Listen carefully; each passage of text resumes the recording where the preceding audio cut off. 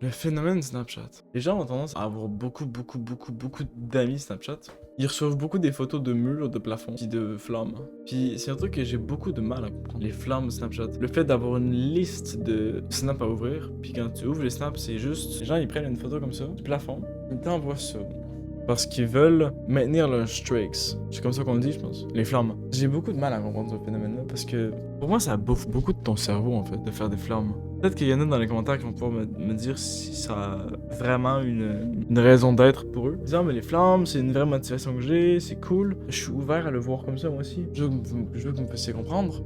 Les streaks, ça veut dire quoi? Ça représente quoi? Ça sert à quoi? L'autre jour, j'étais dans la bus avec un pote. Et on voit une personne assise. Et la personne, on voit qu'elle est sur Snap, tu vois. Elle scroll dans la convo, puis il y a que des snaps rouges à ouvrir. Faut savoir déjà que moi, je suis un mec qui prône beaucoup. Le fait d'avoir peu d'amis, avoir un petit entourage, mais que l'entourage que toi, il est solide de fou, tu vois. Je vois que la personne a scroll, puis qu'il y a beaucoup de gens dans son Snap. Déjà, juste ça, personnellement, comme je viens de te le dire, juste ça, je suis comme... Ah, ok. Autant de gens qui parlaient, je finirais par me perdre là-dedans. Bref, je vois qu'il y a beaucoup de snaps rouges. Je vois que la personne, elle ouvre les snaps rouges, tu vois. Et les snaps rouges, c'est soit des photos de la gueule de la personne qui te l'a envoyé, mais genre la personne n'a pas d'émotion. Soit c'est des photos du plafond, soit c'est son demi-visage. Mais je veux dire, dans le snap, il n'y a pas de questions, de conversation, il y a rien. C'est le vide. C'est juste une photo envoyée pour maintenir un nombre à côté de la convo. À la fois, j'ai envie de juger le phénomène parce que je le trouve inutile, tu vois. Je trouve ça inutile de se dire, ah, j'ai envie, même presque, des fois ils disent, j'ai besoin de garder ce nombre élevé.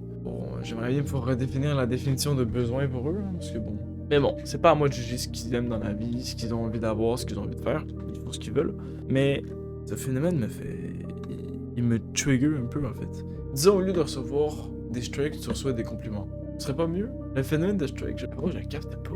Enfin, oui, je comprends la forme, ce que de collectionner un nombre qui augmente. Parce que je sais que c'est ça l'objectif d'un strike. Quand les deux personnes envoient une photo chaque jour, ça va faire en sorte que tu obtiens une flamme de plus à chaque jour. Disons que tu as 327 flammes avec quelqu'un, ça veut dire que ça fait 327 jours que tu lui envoies des photos.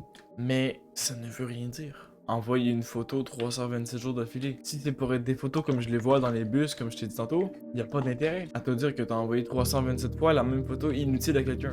Honnêtement, à la place d'ouvrir tes tricks et de le faire, tu pourrais juste lire un livre, écouter un balado, faire de la méditation. Même quand t'es en déplacement, que tu prennes la bus, que tu marches, que tu prennes la voiture. Malheureusement, la téléportation n'existe pas encore. Même quand t'es en transition, tu peux être productif un peu. Comme j'ai dit, balado, lecture, méditation, profiter de l'instant présent, tu vois. Strike, sérieux. Il faut comprendre que je ne juge pas les gens qui font ça. Les gens, je les juge pas. Je juge le phénomène qui est derrière. Je juge la mentalité qui est derrière. C'est-à-dire que t'es réellement fier d'avoir envoyé 327 jours d'affilée une photo qui n'a aucune signification, aucun rien, aucun... C'est le vide. La photo, c'est le vide, elle veut rien dire. Il n'y a pas de fond, il n'y a pas d'amour, il n'y a pas de haine, il n'y a rien. La photo, c'est le néant. Puis t'es fier d'avoir envoyé cette même photo 327 jours de suite. Puis j'espère juste que tu oses pas dire que cette personne qui t'envoie cette photo 327 jours de suite, c'est un pote ou une pote, c'est pas un pote ou une pote. Il faut redéfinir le terme pote. Hein. Si la photo veut rien dire et que tu dis pas rien de plus, c'est pas un pote. C'est ma bonne connaissance, c'est quelqu'un qui t'envoie des photos. Bref, les Snapchat, les streaks. Les streaks.